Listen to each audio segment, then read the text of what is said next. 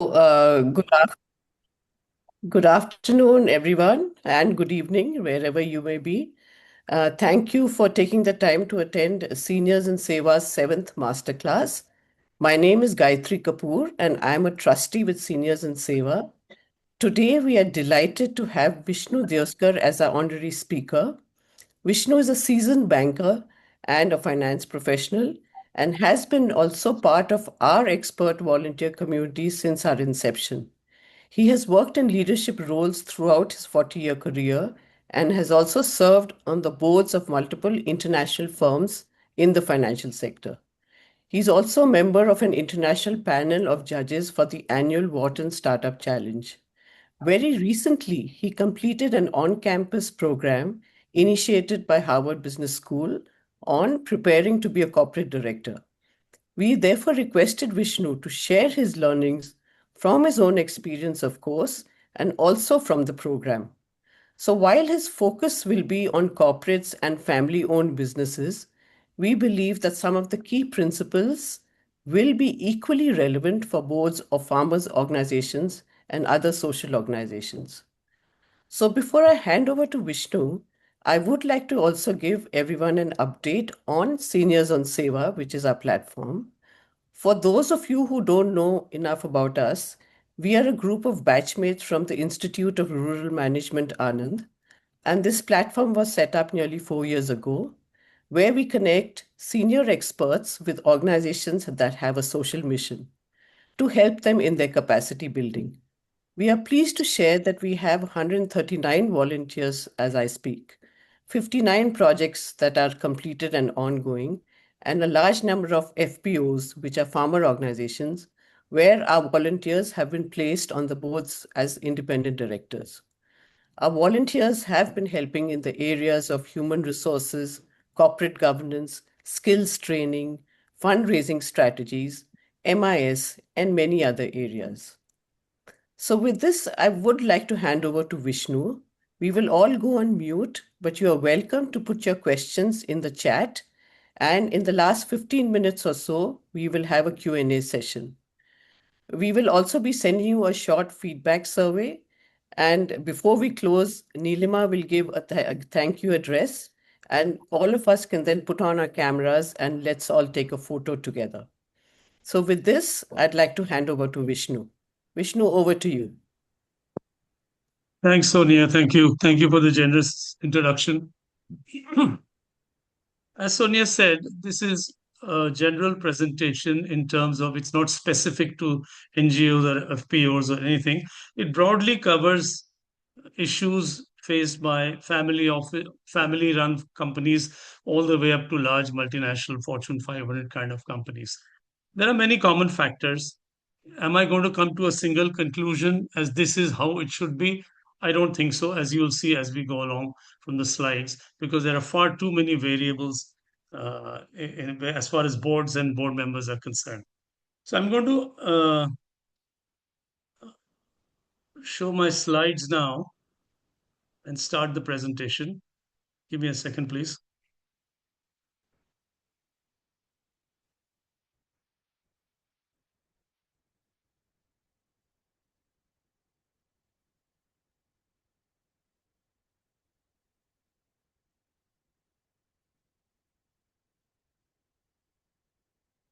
Can you see the slide?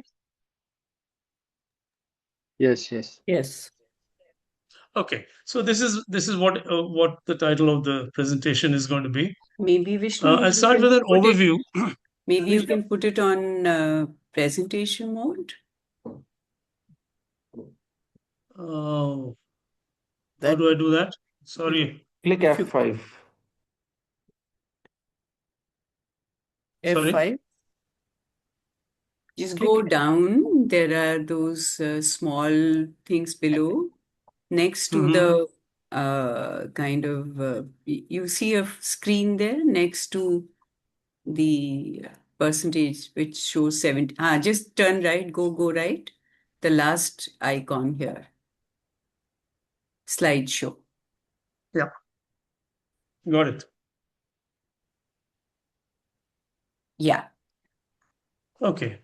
So, what I'd like to cover is this. Firstly, start with the relevance of the traditional role of boards. The world has changed so much over the years. Is the core requirement of a board and board members is still valid? Then we look at types of boards and their relevance. Uh, do we have the same type of boards for family-run offices, multinationals, NGOs? We will address that. Then I'd like to discuss some of the issues faced by boards, many boards, and what they lead to. Some lessons learned by companies globally. Many of them are universally applicable, many of them are geographically relevant.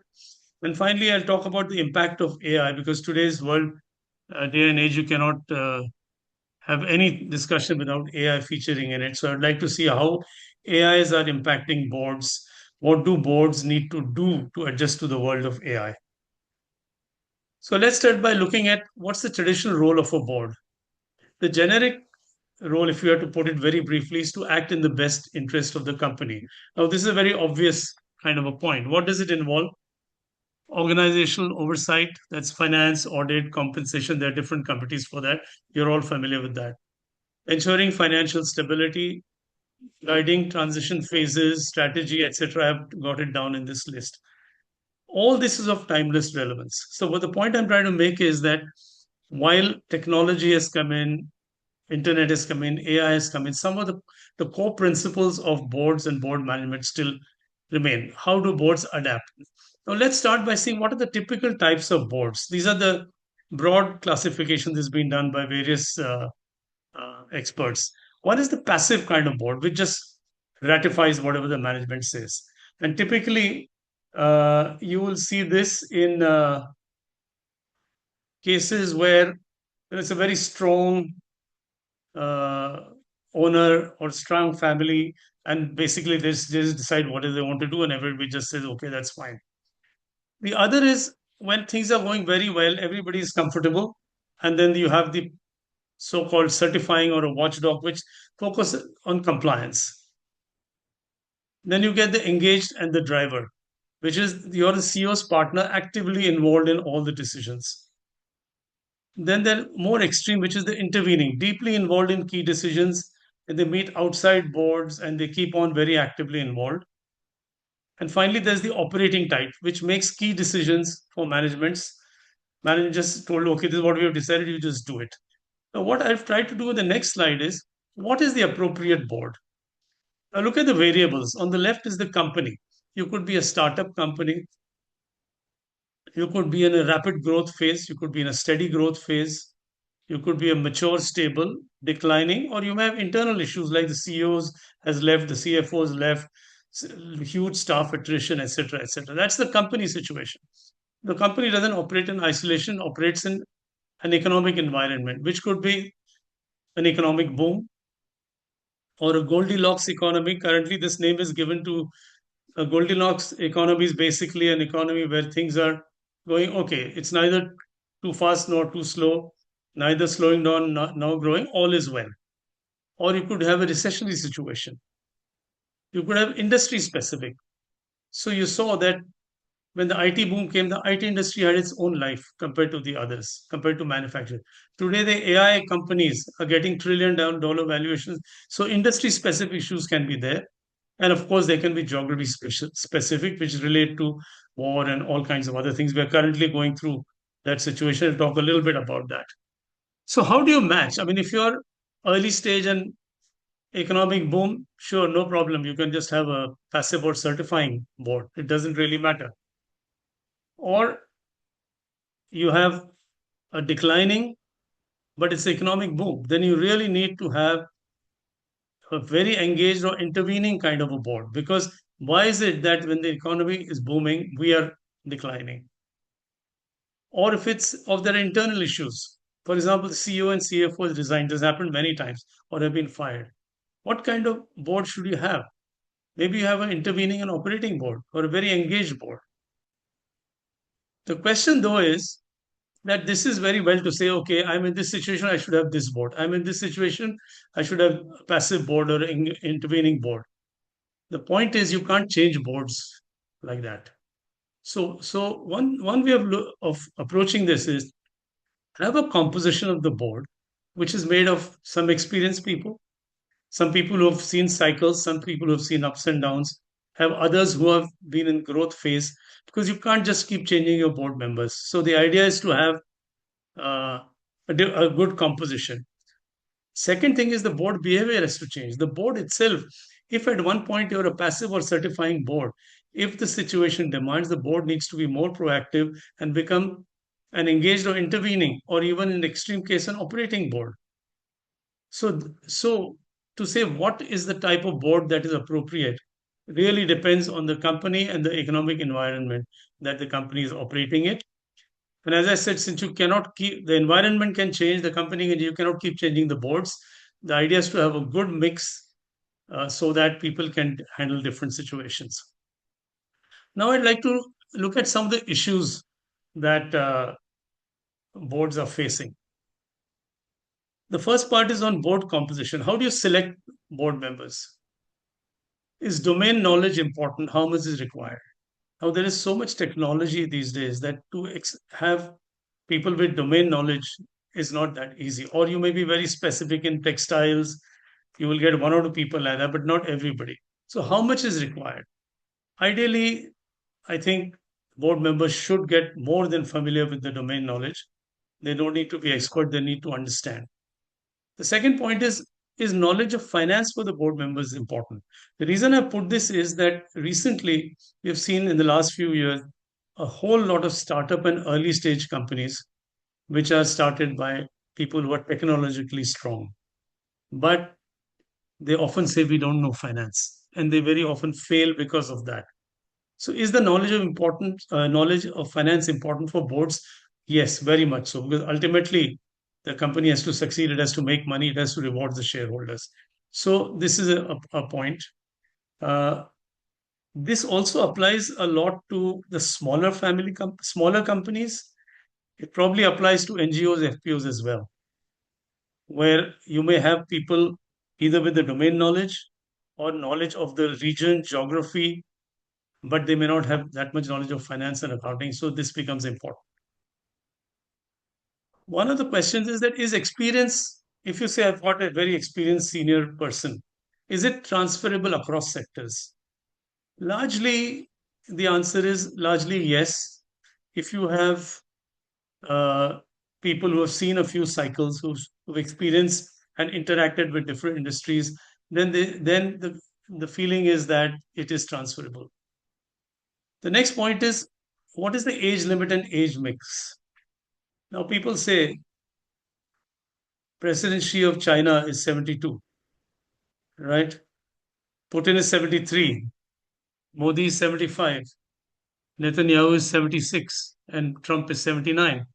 So they say there are no age limits there. Why should we talk about age limits on boards?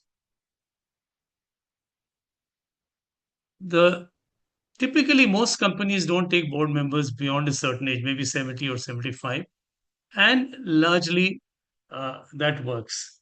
That largely works. There is no study which shows that if you have an older board, it is better or worse like that. But this becomes an issue that do you need to refresh your board? And that is so sometimes it's good to have a mix. You have a wisdom and experience, and then you have people who are current. So all the board doesn't have to be experience oriented, all the board doesn't have to be young techies. You can have a mix. The next point is what is the tenure of a board member? Should it be 5 years, 7 years? How long should the board members sit on the board?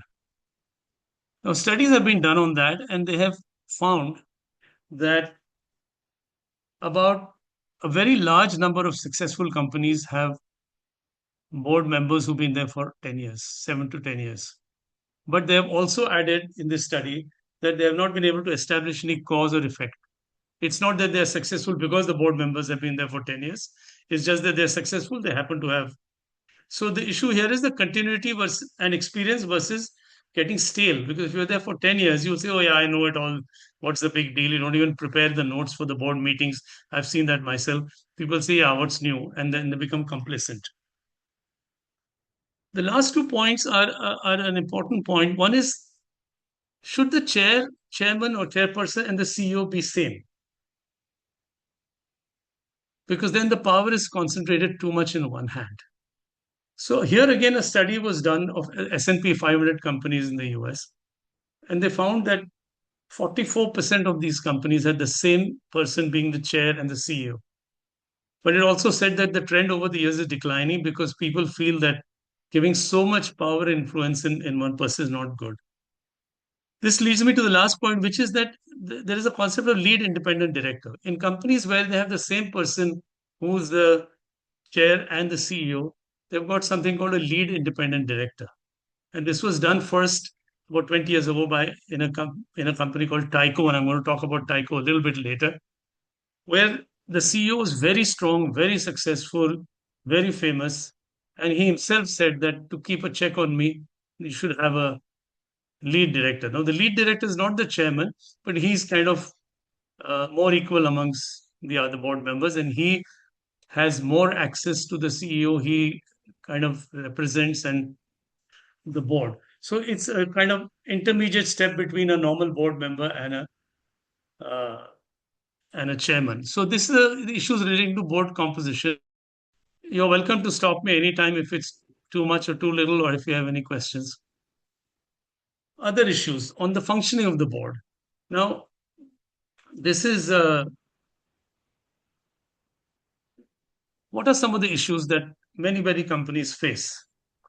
One is the boards have risk committee, compliance committee, audit committee, compensation committee, etc., etc. So is it that we are too busy with this? We are just busy doing all these committee work and do not focus at all on driving strategy or monitoring success. Is there any focus at all on succession planning? When do you start succession planning? This is an important issue, and there are many case studies done here where they say, when do you start succession planning? There is a case of Yahoo where the board did not focus on this at all. They had 4 CEOs in 4 years, and still they never focused on this issue. Should you get an internal or external candidate, or should you have both? There are some companies, big, large multinationals, who the board has decided that if there is a retirement age for the CEO, they will start succession planning 3 years in advance. They will keep an eye on the senior management internally, as well as keep benchmarking and actually hire external agencies to keep tag on who's the competition, who are the good people we can hire. And finally, one task which many boards have avoided doing till it was inevitable is actually firing the CEO. So when you talk of succession, one is when the CEO goes. The other thing the boards have to face is should the CEO go. And I'm going to talk about this a little later when I discuss the Yahoo case. Then we come to the family-owned companies. Is the board relevant? And can it be effective? Now, there are many answers here. If you look at this very small family-run companies, they may have a board because they want to have it or because regulation requires them to have it. But really, it is the owners and the owners' family members who run it. So I don't know to what extent the board is relevant. You get to the larger family companies, and I'll give you an example, which is a real example. I know it almost firsthand. It's a very large Indian corporate listed company, very household name, but family owned originally. So in a board meeting, one of the board members, with the chairman and the owner and the family head, basically called the CFO and instructed him to transfer this money here and do this and do that and all. So one of the board members said, "Look, I don't think this is the right thing to do." And the family member said to him, "ये तेरी company है, मेरी company है, ये मेरी company है." So what I'm saying is, even the family members, they may have a board, but they are not mentally prepared to listen to the board, most of them. I'm going to give you another example, which is the other extreme. It's a global example of how successfully family-owned companies can use boards. There's a company called Hikma Pharmaceuticals, a very large multinational. Started as a small company in Jordan about 30 years ago. They kept on doing well, kept on doing well. The family members were all involved. They were all good. Staff was very happy. They became so big that they had to get listed. When they get listed, they need to have a board. So the family actually got together and decided we will do all the right things. We will listen to the board. We will have a chairman who's not a family member. They went on to list on the London Stock Exchange, kept on expanding, and today is a huge multinational company. Even the staff was telling them, no, no, don't get, why do you need a board? We are very happy with you, etc., etc. But it was the far side of the family members, particularly the patriarch of the family, to say, no, I will step down. Let's do it the right way. So this is an extreme example, but in my experience, in family-owned companies, board do function, are important, adding knowledge, etc. But ultimately, the decision sort of gets taken. I don't know if all of you have a different opinion on this. And final point is it's the capability and capacity of the company versus the strategy and targets. I'll illustrate what I mean by here. Uh, Very often, uh, boards like to hear positive things. And if the company is presenting a very good, positive strategy and good targets, they like it. And they say, oh, that's very good. And I was in one such meeting where the senior, the C-level officers were called into the board meeting, and each gave a target, very aggressive, very impressive. Everybody applauded them. And one person said, gave a very, very low target. And everybody said, come on, this guy's a loser, kind of comments were being made. And he said, actually, if all these people achieve their targets, they will have 70 to 80% market share, which is not going to happen. We don't have the resources, we cannot do it, and it's not going to happen in the time frame given by them. So boards need to have that check and not just get carried away by positivity, but keep looking at what is the capability. If you say, yes, we want to achieve this in 3 years, then the board needs to direct them to start building the capabilities and the capacity, be it hiring, be it fundraising, whatever it is. Now let's look at some of the lessons that have been learned uh, by these companies. One is there have been issues where they're very close to the uh, CEO. Now, being close to the CEO is okay, it's fine. You say that, there's nothing wrong with that. But the closeness to the CEO sometimes blinds the board members from looking at the CEO critically. The board members are friends. This is very common. We'll talk a little bit about that later. Too much trust without verification. Now, here I'd like to give a case. There's a famous case of a bank in South Africa called uh, African Bank Investments, where the CEO was very, very successful. He was a star, in fact. He was in the papers. He was page three kind of a star, and everybody liked him. He did very, very well. So the board basically just stopped verifying anything he said. They just simply gave him all the freedom that he wanted. When things and he was lending to retail borrowers, the company, to show more profit, he kept on increasing the rates. And even the press and the media started saying that this is exploitation, you cannot charge such high rate. But he was a star and he was making more money, so the board didn't say anything. Till one day, the borrowers got together in a group, came to the bank and said, we are not repaying your money. You're charging us too much. And the bank collapsed and the CEO was fired. What I'm trying to say is that while it is good to trust, and I think it's necessary to trust the CEO, the boards need to step back and look at it a little uh, independently as well. The point I'd like to dwell on this slide is ignoring the red flags and the whistleblower policy. Now, here is a case of a company called Tyco, which is now part of Johnson Controls. This was a case of a CEO in the 1990s who became very successful. By the time in the 2000, early 2010, and all this company was hugely successful, made millions and millions. The valuation became some $30 billion, etc., etc. And everybody said he was a star, so there was nothing needed to be done. Till something went wrong and people started looking at the company more closely. And when they did that, it was discovered that this person had actually taken a lot of money out of the company.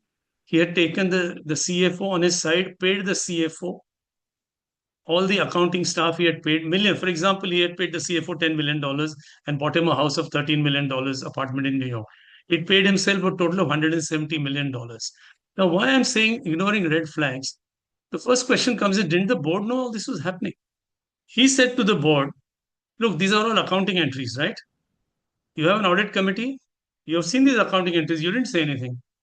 Board said, is the audit committee's role to audit? No, it's not. You have given us an audited statement. Pricewaterhouse has certified it, and so we just accept it.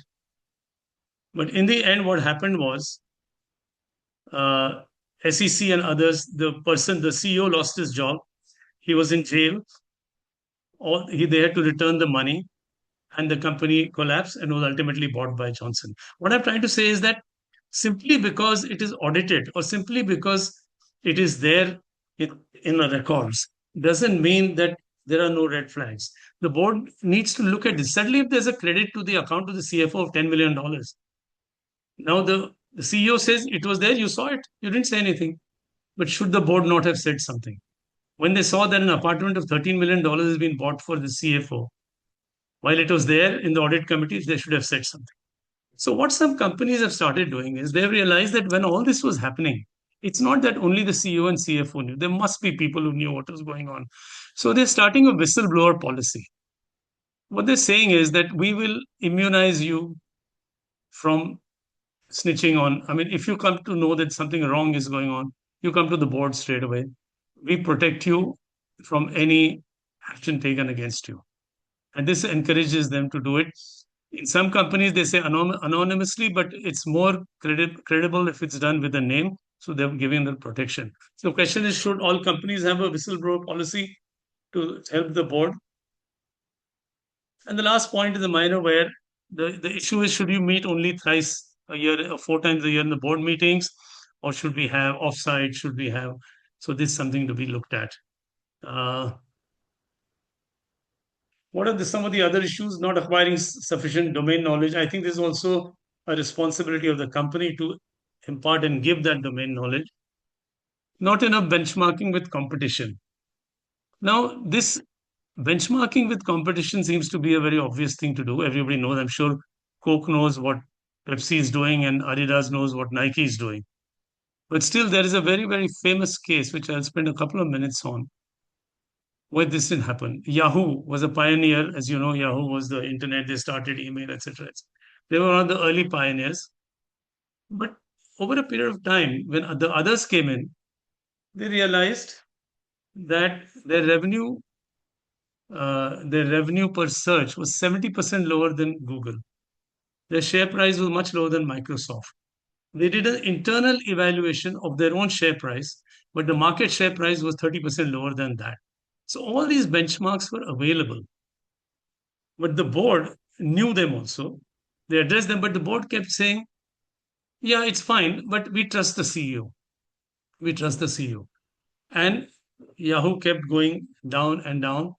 And the CEO, a lady by the name of Bartz, they kept to show her trust in her. They kept on rewarding her, and she was known as the most highly overpaid CEO. She got a compensation of $47 million in one particular year, only to be fired very soon because the company came down. They kept on seeing that they were doing worse.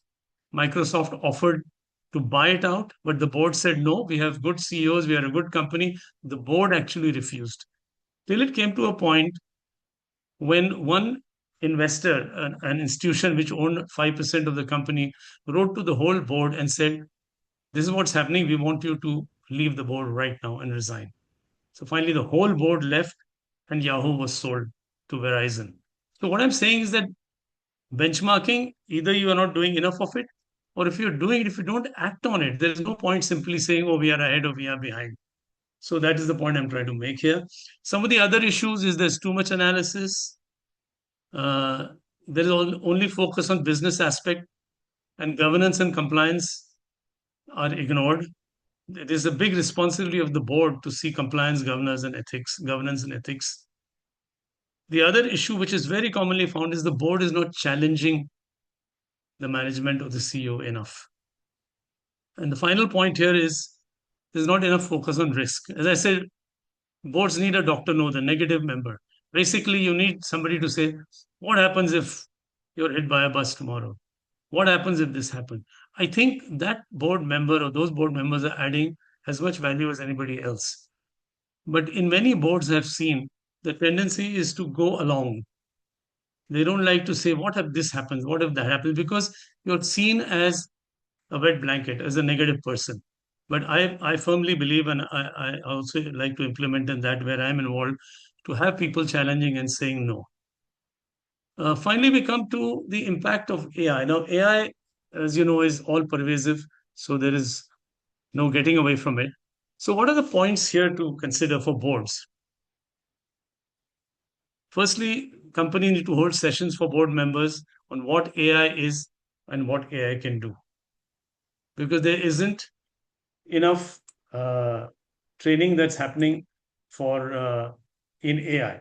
Now, there was a study done recently, and they found that in American companies, in fact, large global companies, 88% of the companies are using AI in one form or the other. Then they interviewed the board members, and they found that 66% of the board members had no knowledge of AI. So here you have a situation of 88% of the companies using AI, 66% of the board members having no knowledge of what AI is. There's clearly a risk, and I think, it's the duty of the companies themselves, the CEO, to educate up to a certain level, brief them on AI. Interestingly, in 2025, a study was done by MIT where they said that those companies that where board members knew AI did had 11% better performance. But they've also said there is no cause relation. They're not saying it happened because of this. It's just statistics that boards which are more knowledgeable in AI actually perform better. One of the key issues about AI that boards have taken is when to invest. And there are many case studies in this. Should you be the first to market? Which is fine, it's an advantage. But the AI world is evolving so much that you spend millions of dollars and you find that it's changed. The speed of obsolescence is very fast. So should you be a quick follower? What are the pros and cons of that? The other thing is that the AI will increase board members' ability to ask questions, and there is less reliance on what is fed to them. Today, typically, historically, board members, you get a big pack of data, information, notes, etc. You react to that, right? But AI is going to help board members to prepare independently and to be able to challenge and ask questions. The other big issue in AI that companies and boards face is the error factor. And there is a famous case of Coursera is I think, probably the world's largest company in online training. They were very fast in adopting AI till they discovered that they are teaching and they have tie-ups with some 300, 400 universities around the world. But there were errors. And all of us day to day have also realized that AI has errors. So to what extent should the board authorize reliance on AI? Should the board insist on some counter checks? And the last point is that there's a risk that board members have too much information. They're getting into micro issues because now they are independently equipped. So are they getting meddling too much? And finally, I put a question: AI as a board member. Now, this sounds ridiculous to say that can AI be a board member? But I'd like to share with you that there is a company in Hong Kong called DKV, Deep Knowledge Vertical, which actually has an AI robot called Vital as a board member. Now, obviously, this sounds strange. So the regulators in Hong Kong have not allowed Vital to become a board member, but the CEO has made a ruling almost that no decision will be taken unless Vital agrees with it. So you can imagine the extent. This is an extreme example, but the company has actually nominated this AI robot called Vital as a board member.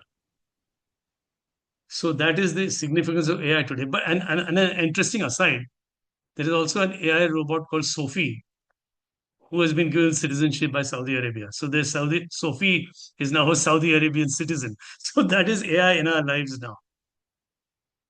Okay. Finally, one question. We were talking earlier that all this is fine, but seniors in Seva, this group is involved in FPOs, NGOs, and you know this better than me. So the next slide, I'm going to rely a lot on what you think about it and what your knowledge says. But as an outsider, I try to cull out points from my presentation to see what applies to NGOs, FPOs. So to me, it looks like this. They're probably passive and just ratify management decisions. Please correct me if I'm wrong. You have much more knowledge about these sectors than I do. Or maybe they're certifying. As long as all is well, they don't say anything. Then there is a selection and closeness to CEO because obviously the board members are all people known or they are friends. And then there is too much trust without verification. So this is my observation as an outsider. If you think this is not the case, I'll be very happy if it's not the case.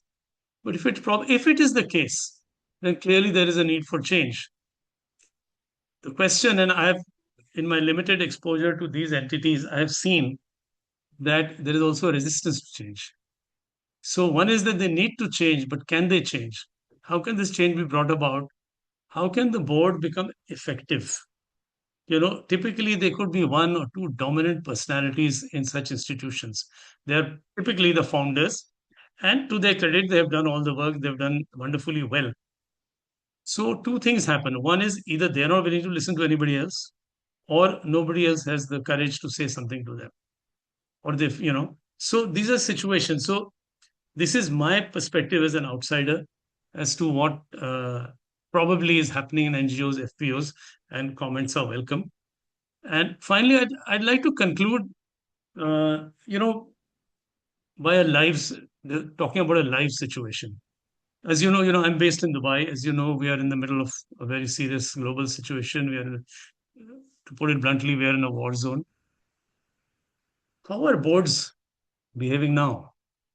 So what I did was I spoke to board members of two banks whom I know. They're both the banks are in the region. They're local banks. And I said, what are you guys doing as a board? Because this is an extraordinary situation. What are you guys doing? So it is interesting. These two banks are in two different countries, but in the GCC region.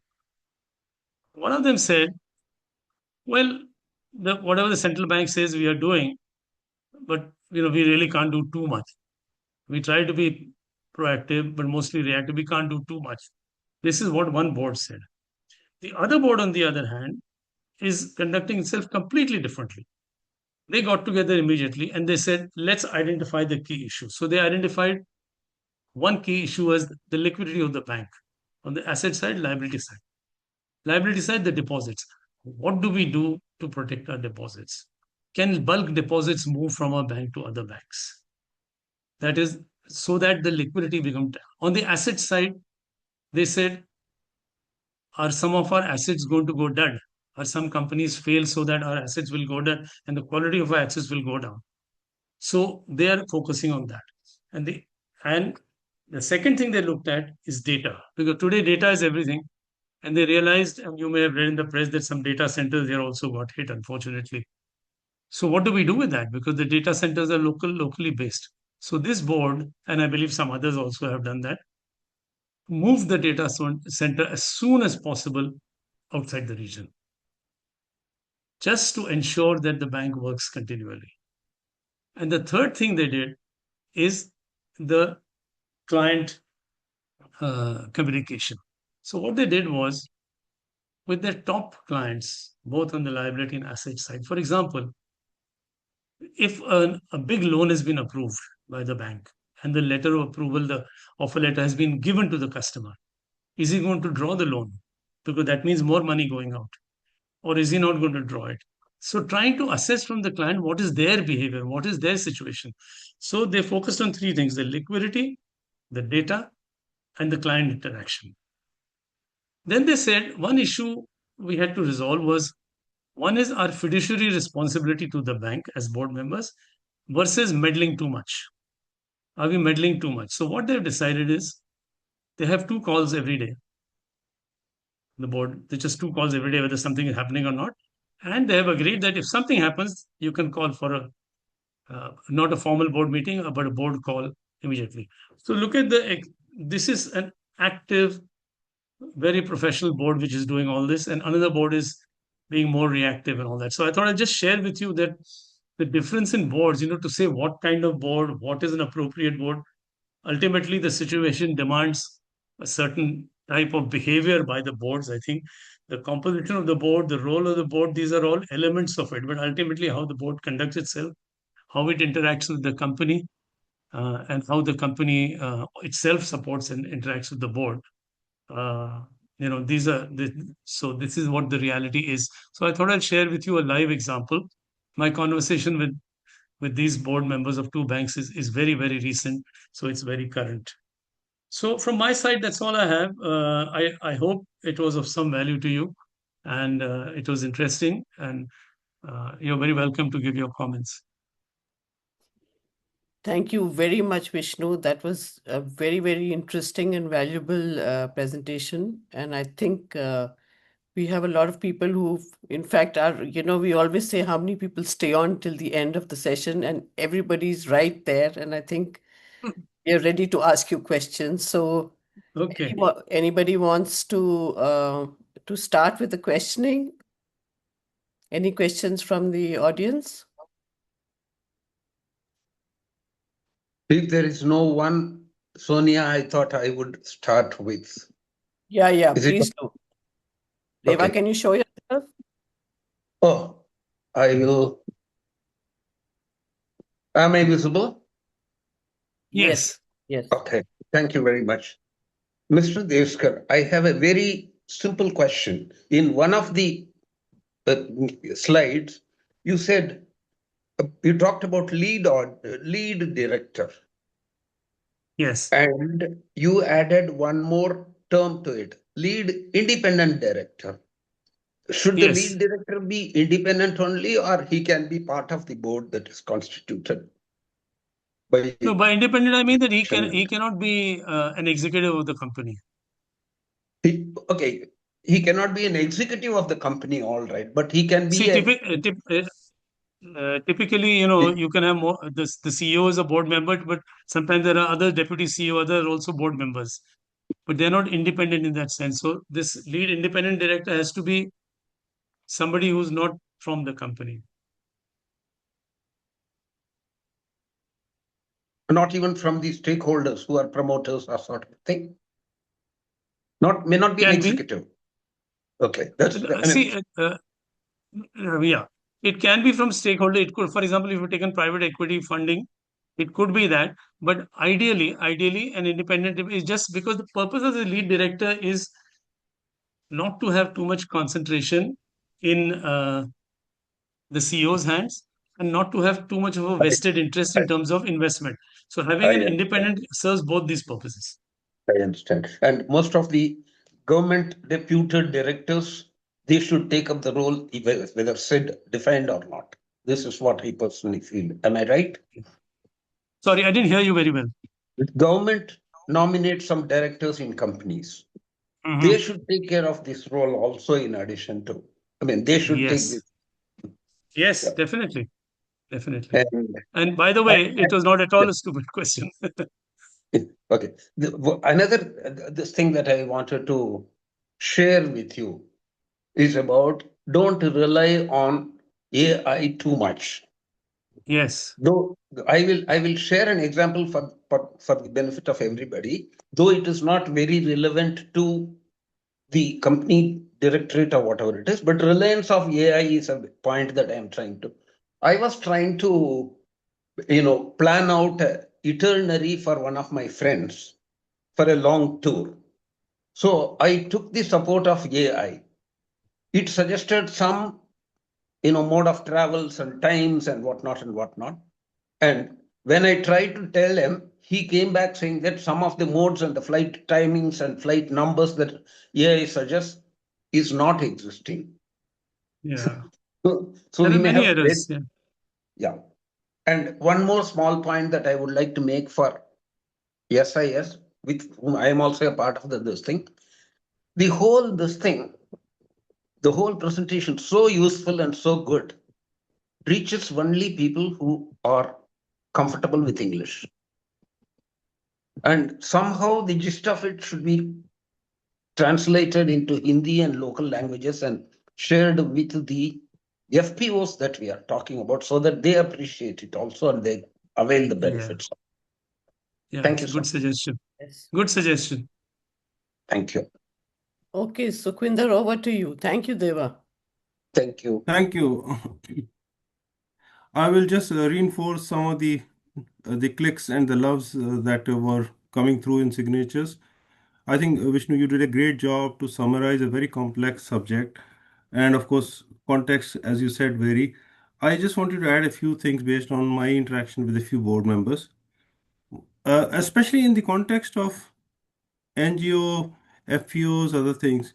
Sometimes, the organizations are looking for board members which are like trophy board members, who have Yes, status, but also they have big egos. And their contribution to the board actually is quite low. In fact, sometimes it gets very negative because they'll keep on changing, oh, I'm not available, so therefore the meeting will not happen, etc., etc. So one has to supplement the profile and the of the board member with their genuine availability and willingness to contribute and not just be a trophy board member. That's why I'm calling it yes. trophy board member. So you're right. So yeah, so that's one contribution I wanted to make. The second I wanted to make was it was implicit in your presentation, but I would like to call out culture of the organization which is being overseen. I agree that culture eats strategy for breakfast. You can have, I firsthand had experience of organizations where culture had changed and the boards were unaware, and that led to finally the CEO being sacked, etc., etc. So and you also linked it to the point that what are the sources of communication for the board members? If the board is only interacting with the CEO and do not have independent access to other senior management, then they will not have any idea of the culture. Yeah, Because in this particular case that I'm referring to, the CEO and his second in command basically were controlling the full flow of information between the board and the correct. team and between the team and the board. So they could actually, and they also adopted another strategy, which was they will convene the board meeting, send lengthy documents 2 days before the board meeting, and then talk about those documents in the board meeting and basically not allow the board to spend much time, reacting or responding because first they didn't get the Mm, documents in time and the board didn't have the power or the common sense to reject the board meeting saying, you didn't give the documents in time, we don't have time to digest and, ask you right questions, etc. So that was all part of the culture that I was talking about. yeah. I Yeah, actually, Yeah, sorry, I thought, please go yeah, ahead if you. please react. Yeah. No, I was just saying the point about meeting only with the CEO, it was in one of my slides. I didn't Yes, elaborate on it, but that's you're what I said. Yeah. Yeah. absolutely right about that point. Yeah. The Yeah. other aspect of this board members and trophy is I've seen boards where, let's say, there are 6 or 7 board members. The board members realize very soon, look, these one or two guys are the ones, board members are the ones who analyze and study and all that. So why bother? So I've seen cases where the same two board members, the same one board member will come very prepared and do the question. The other guys are saying, oh, when he's doing it, why bother? They actually don't even bother to prepare, or they're given very little time, even if they intend to. So you're right, there are many inefficiencies built into the whole thing. And the trophy point you made Mm. is very, very correct because trophy board members also paid extremely highly. And, they're just happy to be there. Is socially also a good thing. Yeah. So again, between the corporate and the NGO sector, one has to look at incentives. What are the incentives of the board member? What is in it for them? That I think needs very careful thinking. And sometimes the stated intents incentives may be very different from unsaid incentives. It could be, this can lead me to a bigger board, or, it could be I can set up an organization of my own. There could be so Mm. many different underlying, Yeah. sometimes it's very hard to discover because, human beings are complex. But I just wanted to add those points. And overall, I learned a lot from these presentation. I would like to, get your slides also share with a couple of other people with whom I've been sharing as. Definitely. Yeah. So thank you so much. And I'm really Thank you. happy I Thank you. decided to join today. So Thank you. Thanks so much, Upinder. Very, very relevant questions. We have some questions which have come in the chat. Aparna Lakshmi, you've been quite active. So would you like to ask your questions yourself?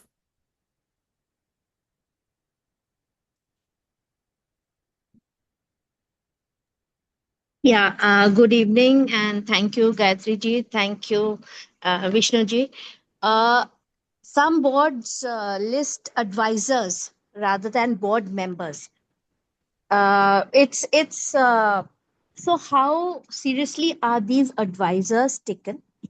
And what is their role? Their role is actually just titular, or do they tick a compliance box? See, firstly, the big difference is uh, the legal regulatory obligation that board member has versus an advisor. Board members have definite obligations by law. Yes, Uh, yes, whereas the advisor doesn't have those obligations. And today I yes, have seen cases where many eminent people are actually hesitating to join boards because they feel, we don't know, we don't want to take the risk. So that's one aspect of it. What is the role of the advisor? Some very often the advisors could be for a specific area or aspect or angle. For example, if the company intends to have some acquisitions in the next few years, then they will get seasoned advisors who've gone through acquisitions, who are acquisition experts. Or if they are going to get listed on the exchange, then they may get advisors to do that. This is not replacing the paid investment bankers, but they are advisors on their side, kind of a thing. Then there are ongoing advisors who generally people with gray hair who basically have seen the world, experienced a lot of things, have a breadth of knowledge, and some CEOs, some companies feel comfortable having these people around. They are also very well networked. So they may not be officially on the board, but they do serve a purpose and add a lot of comfort. So many companies do have advisors. But the big okay. difference, technically is the legal obligation of a board member versus that of an advisor. Yes, yes. Thank you so much. Thank you so much. We also have another question from Padmavati Gautam. Yeah, hi. Thank you. The session was very useful. Thank you, Gayatri, for organizing it. Thank you, Vishnu. I have a question for you, Vishnu. Mm-hmm. Recently, we attended the independent or expert director session. It was like an orientation session organized for people who are keen and wanting to serve as independent or expert directors for FPOs. While attending the Mm-hmm. session, the topic came was independent or expert director. They, without getting too involved in operations, how they can add value. Now, I want to understand from a compliance, from an industry perspective, whether involvement in operation is okay, whether it is expected out of any of the board members or independent directors, or involving a little bit could create a problem. Also, too much dependence on CEO is something I think that will not work in the interest of the organization as such. I have seen a couple of board meetings happening wherein the involvement of from the operations standpoint is restricted to CEO, CFO. I have not seen board members openly interacting with head of departments, with key members within the organization, and to the fact that employees in the organization don't even know that who the board members are unless they Google them up on the company website also. So I want to know how an independent director can add value without coming across as too much meddling into operations, and also helping the organization coming penetrating to the extent where they can actually make a difference, have a positive impact on the culture and the overall growth of the organization. Thank you, Vishnu. I think the point you made about not meeting anybody except the CEO or maybe the CFO, that's very important. This can be done formally or informally. Formally, in the sense, if the company has events, maybe their town halls or offsites or whatever, it's a good idea to invite some board members. If members don't have to attend the whole session, but maybe in the evening they should meet the other people. It's very, very important. And so that could be done formally or informally. If your board meeting happens in the office after the board meeting or before you have a lunch and you invite anybody. But I agree that it's very important that the point of communication is not limited to the CEO or one or two C-level people. They don't get the pulse. The second point about getting involved in operations, I the role of the board is not to get involved in the operations, but as I described, the situation may demand that. For example, if there is a crisis, if the CEO, CFO have been sacked or have left, or if the company is going into serious difficulty, then yes, the board can roll up its sleeves and get far more involved. They don't execute things, they don't have to sign things, but they can get far more involved in supervising the operations or saying, do this, do that. But I would not say that this should happen in a steady state. It should happen in cases where the situation demands it. Uh, so my understanding is only when there is a crisis, then it is okay for a board member to reach out to, say, the HOD level, head of department level. Before such a crisis, a proactive approach so that the board is prepared in case of a crisis in future. They are well prepared that these are the key employees who can provide information Yeah, and things yeah. like that. Yes. I mean, as I said, being in touch only with the CEO is a big mistake. It may serve the purpose of the CEO, but doesn't serve the purpose of the board and this other stakeholders. Okay, I see. Thank you, Vishnu. You're welcome. So we have a couple more queries. One is from, I think Dilip has said thank you. Suresh. Suresh, would you like to ask your question?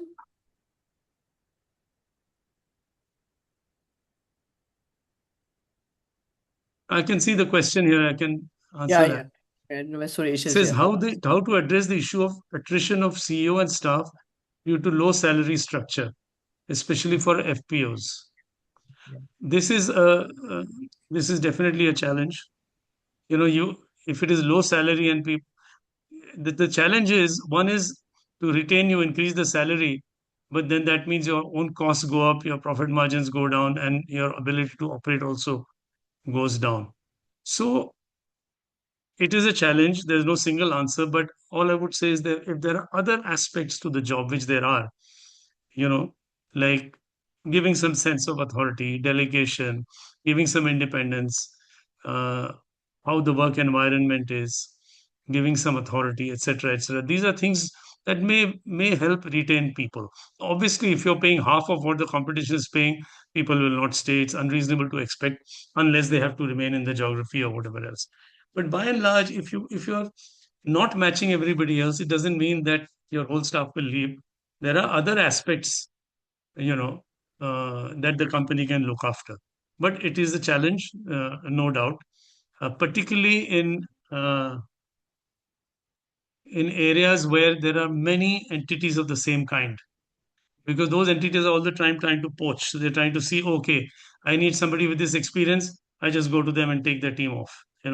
That's happening. So this is a challenge.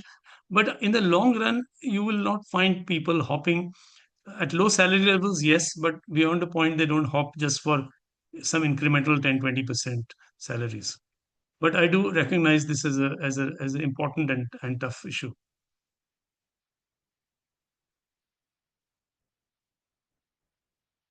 Any other questions from anyone?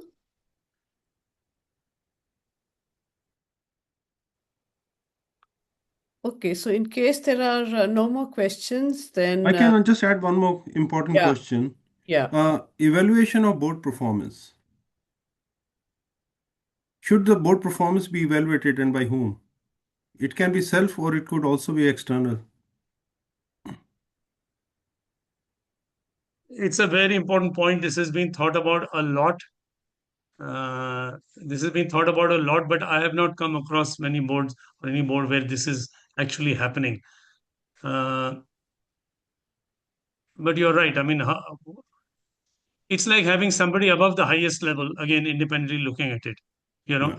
And I think it's not a bad idea to get some external agency, to interview each board member, see what the issues are, how have they done, particularly, if you look at the big consulting firms who have dealt with many boards, so they are able to benchmark as well.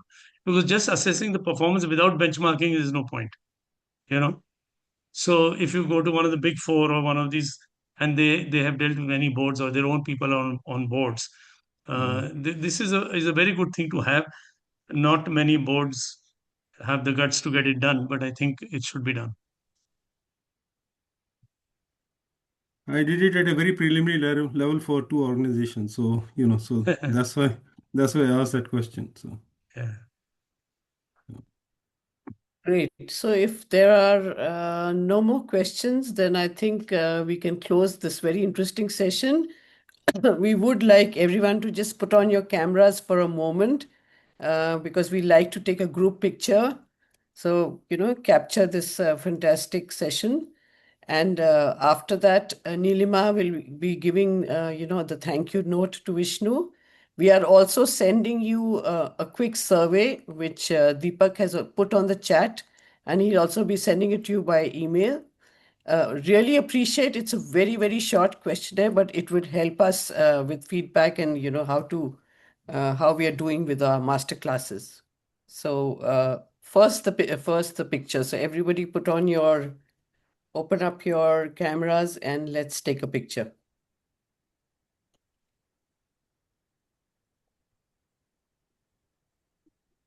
Okay, I think so far so good. Deepak, have you taken a picture? Done. Yes, done. Okay, over to you, Nilima. So thank you very much, Vishnu. This was really, as everyone has said, this was an amazing session. And honestly, listening to you, I really felt that challenges of governance or the kind of governance or whichever way you put it are not that different, whether you're talking of the for-profit organizations or the not-for-profit organizations. And one, I think, core challenge in this space, in my experience also of serving on boards, is this relationship between or the balance between governance and executive. So what you said, of course, the board should meet more people apart from the CEO, should get involved, but also to know the limits when you may be treading on the toes of the CEO. So Yeah. that balance between governance and executive is one thing that a lot of organizations don't get it right. In case of non-profits, at least because the law, I think, is better in that sense than it is for for-profits, that the CEO and the chairperson cannot be the same. Or if it is the same, it is in very few instances and is frowned upon instantly legally. So there is one separation, but there is kind of so I'm very happy to listen to you talk about those things in many diverse, a lot of overlaps. And also just one more thing, I think interesting thing that came out. I think we should do another session on nonprofit boards because I also think there are impressions about nonprofit boards. Sukhvinder is still there. So we were talking about nonprofit boards may not be functioning as well. People have come in because they are friends. But one has to also remember that nonprofit boards don't pay anything for attending. They're Yeah. not supposed to pay anything. And if you are going to be a good board member, you have to invest a fair amount of your time in preparing for the meetings and then turning up for the meetings and spending. So oftentimes CEOs of organizations or organization boards, when they're looking for new board members, just fall back upon their network because those are the only people who will take Yes. out time for you. Yes. I'm not saying that paying is the solution because paying brings No, its but own I set understand of what you're saying. problems, Yeah. its own set of issues. It's the And practical aspect of it. yeah. So it is not. And just to complete what I said about Sukhwinder was talking about people searching for trophy board members, it's also equally true that individuals search for trophy organizations on whose board they want to be on, which is why small organizations like our FPOs and even small non-profits, nobody wants to be on their boards. You know, everybody wants to be on the board of well-established large non-profits about which they can go and talk in their circle of friends that I'm on the board of such and such organized. So anyways, Vishnu, thank you for triggering a lot of thinking questions in many of us. It was really, really amazing. And thank you to each one of you who is still hanging on in this conversation. Thank you very much. We are every time we roll out a masterclass, we are extremely excited about it because we think that we now have a speaker and a topic that we think is very, very important. And when you turn up, it really reinforces that belief. So thank you. Thank you all. Thank you, Sonia. Thank you, Vishnu. Okay, it was a pleasure. Thank you. Okay. Thank you so much, everyone. And Thank you. hope to see Bye-bye. you in our next masterclass as well. And please do give us your valuable feedback. Yeah.